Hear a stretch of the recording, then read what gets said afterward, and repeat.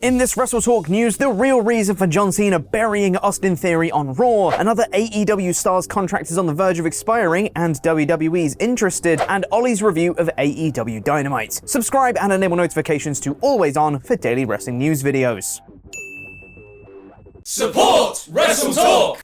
This week's Raw, of course, saw the highly anticipated return of the GOAT, as Corey Graves and Michael Cole love to coin him, John Cena. Cena's return in Boston saw Raw get a slight but surprisingly not massive ratings boost to a 1.83 million rating, according to Showbuzz Daily. However, while it didn't send Raw's viewership through the roof, Cena's return did accomplish something: completely burying US champion Austin Theory. Of course, Theory being buried in his segment with John Cena is highly subjective, but he absolutely did, and I won't hear another word about it. This is largely due to Cena's absolute verbal annihilation of Theory, dismissing him as unworthy of the match, and his overall lack of connectivity with the crowd and lack of confidence. All while the US champ just kind of stood there without much of a decent response besides, "Lol, you're bald," which I don't know if it's just me, I just don't think that's a very good insult.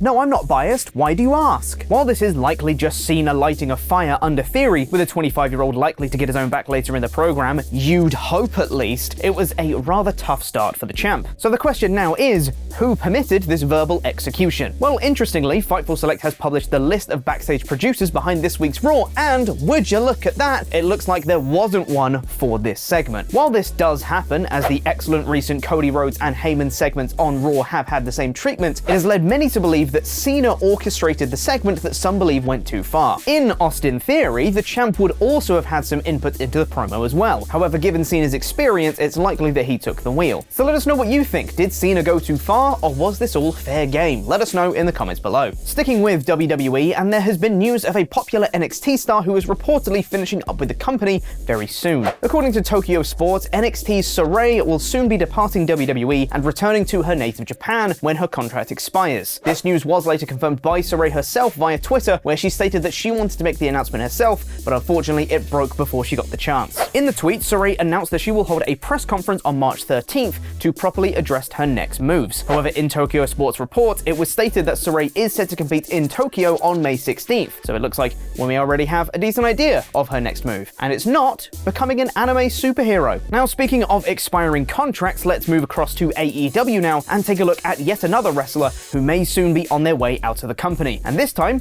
it's not a member of the Elite for a change. The AEW talent in question is none other than the Machine Brian Cage. According to Fightful Select, Cage actually should be a free agent already, with his AEW contract reportedly up between January and February of this year. However, yet again, it seems like injury time, similarly to Omega, may be keeping him in the company for now. The injury time reportedly refers to the very beginning of his AEW run, with Tony Khan keen to keep Cage in the company till June at the very least. According to the reports, Cage does have a contract extension offer on the table from AEW. However, he's been hesitant to commit, which makes sense when there's a potential WWE offer in your future. Now, over to Ollie.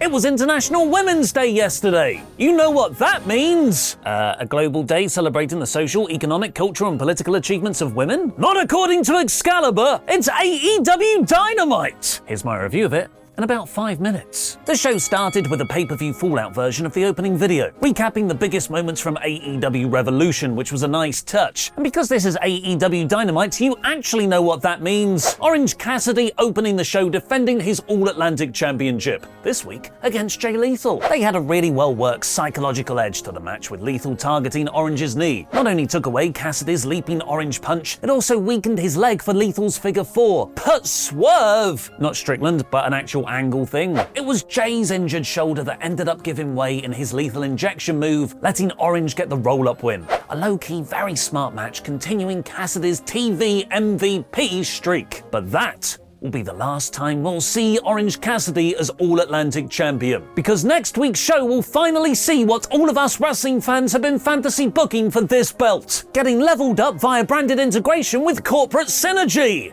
Yes! Later on in the show, in my new favourite segment of all time, Tony Khan had his latest huge announcement. And because I now consider this one of the best promos ever cut in wrestling, I'm going to do something rare.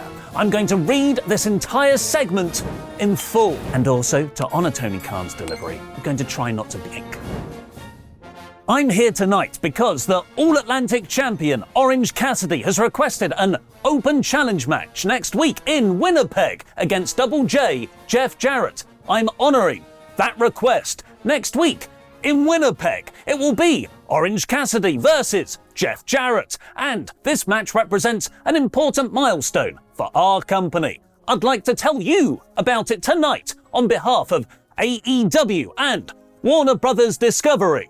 Next week marks the 5th and final defense of the AEW All-Atlantic Championship on international soil. It is the only AEW Championship ever to change hands on international soil. And next week, in partnership with Warner Brothers Discovery to support the release of Shazam! Fury of the Gods next week in Winnipeg, it will be Orange Cassidy versus Double J, Jeff Jarrett for the AEW International Championship. Next week in Winnipeg, we will level up the championship. It will be a huge match, a huge milestone for AEW, and all of us are excited about the release of Shazam! Fury of the Gods. Wait, the teleprompter's going too fast. How does he do it? And we can't wait for Wednesday night Dynamite in Winnipeg. Orange Cassidy versus Jeff Jarrett for the AEW International Championship as we level up the championship in AEW. I made a word cloud to see if we can make sense of what Tony's trying to say here. I think he's trying to tell us that Shazam is coming out in Winnipeg to level up the Warner Bros. Discovery Shazampionship. This is what happens when you get ChatGPT to write your scripts, Tony. They then played the Shazam trailer with a few clips of Cassidy and Jarrett spliced in. Move aside, Mountain Dew. We've got a new king of branded wrestling integrations. Because I spent so much time on what was only a 1-minute backstage announcement there, we're gonna have to speed through the rest of my review. Ricky Starks came out to say he doesn't know what's next for him when the Bullet Club entrance music hit for everyone's favourite well-known Bullet Club free agent right now, Juice Robinson. As great as Juice is, he's never been credibly presented in AEW, and this feels like a big step down for Starks. Also, bad idea to tease Bullet Club debuts when Jay White is currently unsigned. Ruby Soho cut a great You People promo, showing far more character than her babyface run, getting to call the fans fat neckbeards. She dominated Sky Blue afterwards and beat her and Willow Nightingale down in the post-match with Tony and Saraya. We got incredible promos from MJF and Bryan Danielson recorded right after their 67-minute Iron Man match from Revolution. Max was brilliantly insufferable, calling his win the Reign of Terror, referencing Triple H, while Danielson was devastated, crying that what Max said about him putting wrestling ahead of his family was right, and it made him ashamed. That's why he tapped out. 4 days removed from their match, and details like this are making it even better. Danielson finished, saying it's time for him to go home, presumably writing him off TV for a while, or Bryan Danielson WWE return confirmed. That wasn't the case for Jon Moxley, who is in real need of a holiday. He tagged with Claudio Castagnoli to beat the Dark Order's John Silver and Alex Reynolds. I would have preferred Mox actually take some time off after their brutal Texas death match to sell the finale of his and Hangman's feud. But it seems like it's just continuing. The Blackpool Combat Club were almost full-blown heels beating down Silver, Reynolds and Evil Uno afterwards, until Hangman came out, where they beat him up too, despite Paige saying he was done with Mox. Right now, this just feels like an inferior repeat of their Revolution build. I'm ready for them to move on to something else. FTR cut a great babyface return promo promising to go for the tag titles, as now is the time for retribution. Slapjack to AEW confirmed. Jade Cargill called out Canada's Best for her 54th win next week. Tempest?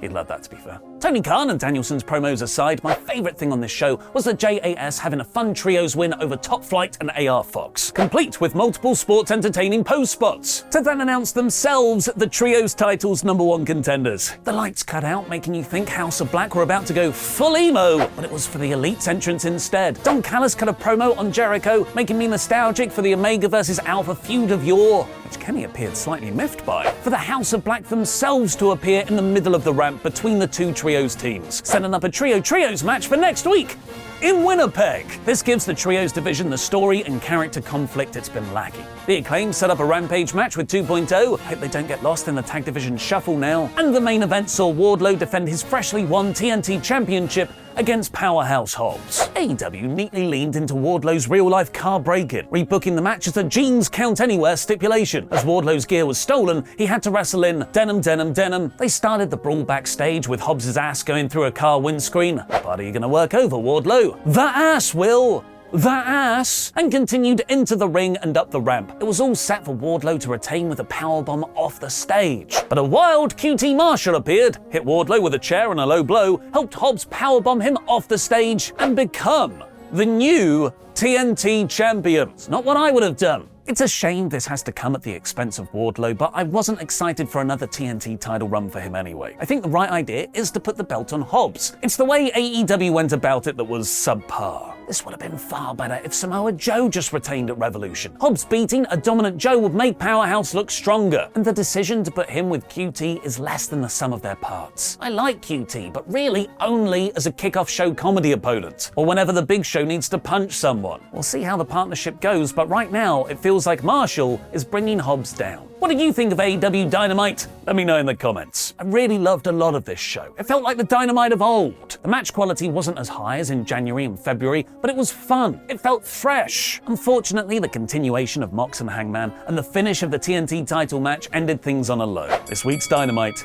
is 77%. What is the worst match ever? Join Luke, Pete, and Tempest on their quest to find out with the brand new episode, TNA's infamous Jenna versus Charmel. Here you go. Here we go.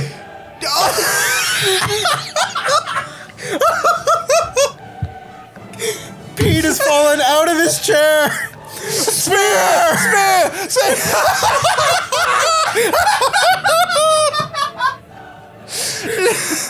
Oh no!